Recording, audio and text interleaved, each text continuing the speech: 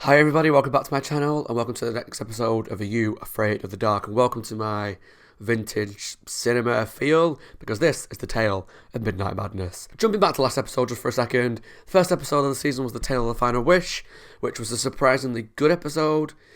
Even though I remember it from being good from when I was a kid, when I saw it was a Kirsten episode, I was a little bit dubious because of her track record from season 1, but it was a really good episode, really strong start, fun characters, fun premise. I enjoyed the fairy tale aspects of it, really good opener.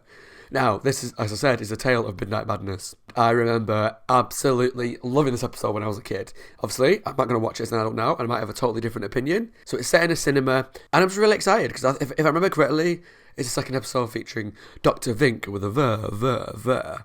But it's one of those, because I remember it so fondly from when I was a child, I'm a little bit nervous that I'm going to watch it again now and just be like, oh, that was only good because I was a kid. But we'll see. Let's jump into season 2, episode 2, The Tale of Midnight Madness, and see what it's about. Who do I think is going to tell this tale? Maybe Betty Ann, purely because I know Betty Ann's tells most of my favourite stories in the show, at least from my memory. So therefore I feel like she's going to tell this one. So let's jump into episode 2. Fright Night at the Majestic Theater. Go Ram, a triple feature marathon. We got free passes. Cool. What's playing? Who cares? Let's go. You're not too young to be watching horror films at cinema? Fright Night, I'm never going back. You sit in that movie theater for so long. Is that a Frank story? You start to forget that the real world even exists. Ooh. The only thing that seems real is the horror movie up on the screen. I like his jacket that he's wearing. His like shirt. It's cool. I want one. You know when you get really scared, you can always tell yourself that it's just a movie. But sometimes a movie seems so real that it's hard to tell the difference between what's make-believe and what's really there. Oh my god, I love this episode. This used to freak me out so much as a kid. The Tale of the Midnight Madness. The Bostics of Beacon Hill. Bostic! From, Twisted Claw? I don't think I've ever clapped at a film. I have been in the cinema where people did clap though. I went to watch Scooby-Doo 2 Monsters Unleashed when it came out, and kids clapped at the end of that. Enjoy the film, man? She was clapping a minute ago. Rude. Everybody's a critic. Let's go. So is it like a failing movie theatre? Because there seems to be nobody there. $6? That's it? 1 popcorn, 2 sodas. Pete bought the second soda. Friday's supposed It's to cheap be for a good night. popcorn and 2 sodas, $6. is a good night. But I'm applying for a job over at the Quad, The Quad, that's a Uh-oh. and it's got lines around the block. I need the job. Hey, I was going to say, it's risky me? to be in a place that's not making any money, I got homework. Thanks anyway. as much as they clearly, sort of fancy each other, maybe. Ominous music. Semi-Exorcist reference. How's campaign But I going? think he's coming. Well, we're not open for an hour. I wouldn't open that door. Okay, it's opening itself, never mind. What was I going to say? Who are you? Vink's the name. Yay! Dr. Vink. Dr. Fink? Think with a ver. Perfect. Absolutely perfect. That smell. He's such a good actor. It's wonderful. No modern theater has that smell. In that over-the-top, It's campy sort of way. Look, what do you want? It's not what I want, lad. It's what you want. Marvelous. But even though he's always Dr. Vink, except for that I couldn't have designed carnival it guy, myself. he's always like a different What is this? role every time. Who are Like, you? last time he was a doctor did experiments, this time Vink's the name. Dr. Vink. with a ver. Whatever you're selling, I'm not buying. this time he like My good man, sells movies and stuff. I've come to save your theater. Look, pal. My films He's so were good. quite popular, you He just know. adds that kind of fun They always had a certain element to episodes and stuff. magic. How did you do that? A film I made many years ago. A horror film. Ooh. Really? I love watching horror films in the cinema, it's so good. A black and white silent film is gonna turn this place around. That ain't a vampire movie, that's a fairy tale. What option do you have, really? Once and you'll see. All I ask As he can is keep that showing his once your movies. Success is assured. You give me one night a week of your choosing to show my other films to the public. This film can do as you say. I'll give you 3 nights. What you're doing is... Throw it out. What option do you have?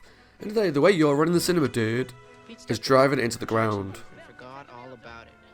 But he didn't forget his mission to save the Rialto. Yeah. Is it time to shut the place down? Something tells me this is bad news. So?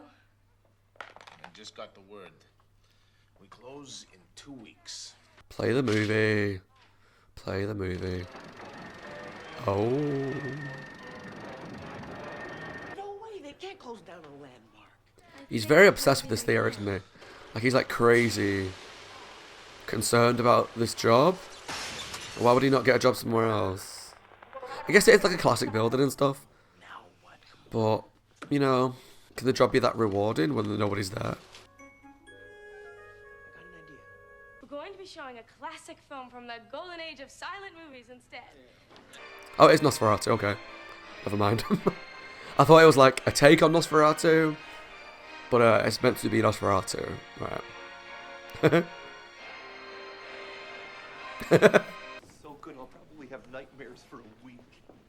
See, people love the More movie. Like that, kid, and you might get a couple more customers. No one wanted a refund. Yes!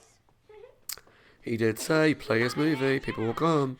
They got so busy, the owners decided not to sell. Just Good, as Dr. good. predicted. Just as Dr. He didn't predict, he knew. Because he's spooky. She's watching the same film again. That lady loves this cinema. And this movie, obviously.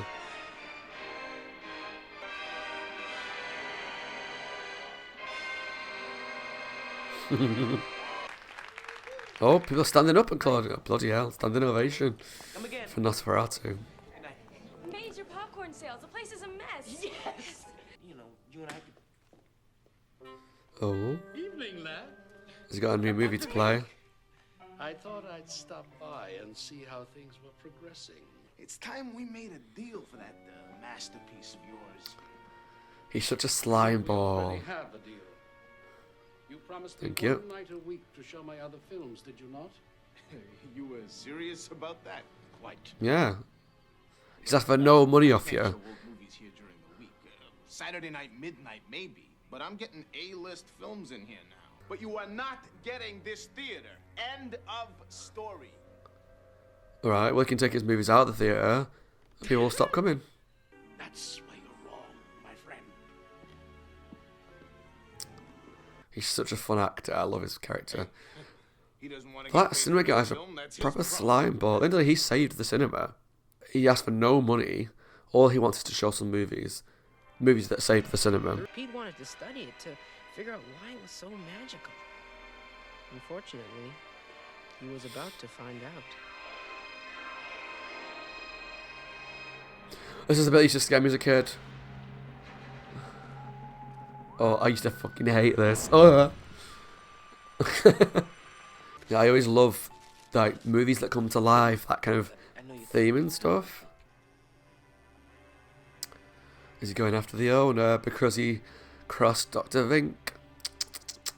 Should have known. I kind of like you and stuff. So.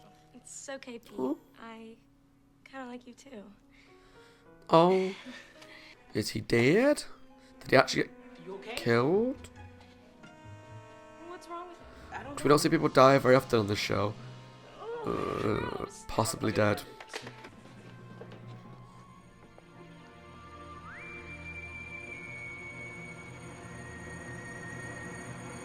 This episode is so well shot. It's so creepy. know. It's very classic. Shadows against the wall. Stop. We know it's you, Dr. Vick.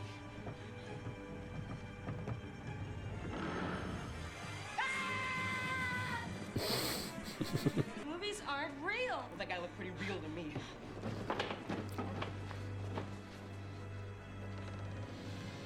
Oh. He's got magic powers.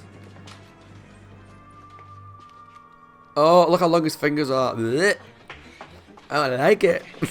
Why? What are you gonna do? Probably something stupid, but I gotta try. Yeah, when it's ready. Oh, that made me jump. Who are you? Get here. I don't like the veins on his head. That's one of the things that always freaks me out. It's like, blech.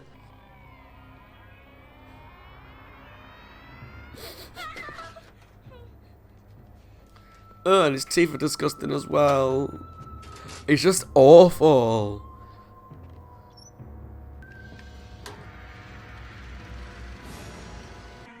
Is he gonna go into the movie? Yeah. But even that's even more dangerous because that's a great effect. Oh my god. For a show from the 90s, I mean, the effects in season 1 were a little questionable. All the practical stuff was great. But that was a really good computer effect. No. Pete,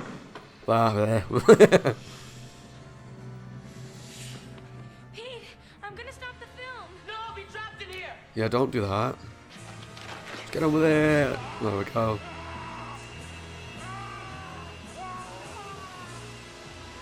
Nice. Now stop the film and destroy it. What happened? Ugh, he's still alive. Are you okay? Yeah. Think. Good show, lad. I couldn't have written it better myself. A deal's a deal. Forget what I said before. Good, good. Have your 1 night a week. That won't be necessary. You see, I've just purchased this theater. Believe me, I've got many, many more that are far better than this one. I want to see more of I'd love to see like a whole series based around this. Well done, Frank. It was a great story. Thought you weren't going to Fright Night. You kidding? It's just a movie. And I got 2 free passes. Let's go. Nice. Oh my god, the episode was so good. I'm glad that it really held up, and I'm always a little bit nervous when there's an episode that I loved so much as a kid, because you just never know when you watch it as an adult whether the acting's too cheesy, the graphics are rubbish, the storyline's not that exciting, it's not that scary. But this episode, like Laughing in the Dark, really, really holds up, and I loved every second. Firstly, I love the setting. I think because most of us have been to a cinema. I've been to a cinema quite a lot when I was younger, and I like the environment of a cinema, the smell of the popcorn, and the sweets, and the comfy seats, potentially, and I just love watching a movie on the big screen.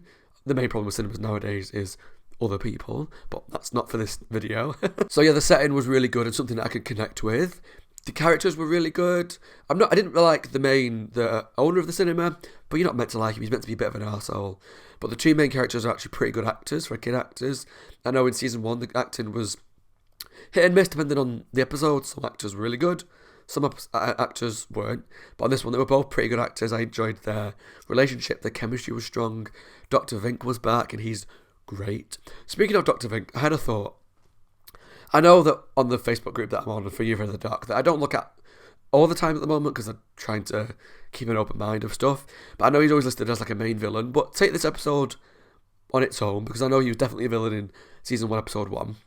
I don't know if I can call him a villain in this, because whilst he's creepy and dark and twisted, and he's the one that made the movie come to life, he only did that because his deal went back on, if that makes sense. So he made a deal to show his movies, and that was it. That's all he wanted. And these movies were doing nothing to the people. They were just being watched a lot, and people were loving it.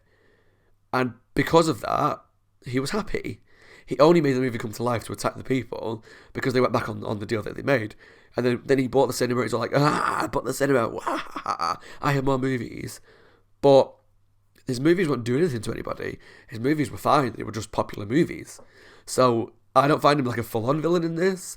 I actually understand his motives when he made the movie come to life, which maybe means I'm just a bit of a twisted person. But he made a deal to show his movies 1 night a week if his movie, Nosferatu, made the cinema popular, which it did.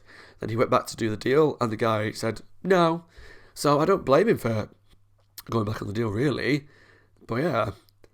So I loved Dr. Vinkiness. He was really creepy. He was a fun character. And the vampire was so scary. The teeth, the veins, the nails, the way he walked around like that, which I know can kind of be seen as silly by some people. But if you watch like a lot of old vampire movies, particularly like Nosferatu, they do kind of walk around like really kind of over the top, a bit creepy, and a bit like bleh. Which now is like not that scary, but I loved his performance and he was scary, and maybe because it scared me so much as a kid, it's really stuck with me as a really scary episode. But I loved it. I loved that it wasn't Betty Ann because I didn't want every season that Betty Ann's in to be she's always my favourite. Because if you didn't watch my ranking and review of season 1, what I did was do a mini review of every episode and rank them from least favourite to favourite. But then I also went through each member of the Midnight Society and looked at who told what story and said who was my favourite of the season and who was my least favourite. My favourite series one was Betty Ann, my least favourite was Kristen. So I loved that my favourite episode so far, yeah, I've only watched 2 of season 2, is Frank. So that's exciting. That's really made me excited to see what comes in the season, because Frank's season in 1 episode, which he only told the very first one, was okay. It wasn't my favourite by any means. Very cheesy, but it was alright. So he came through with a really strong episode this time. Loved it. And season 2 so far has hit it out of the park. 2 out of 2 really strong episodes.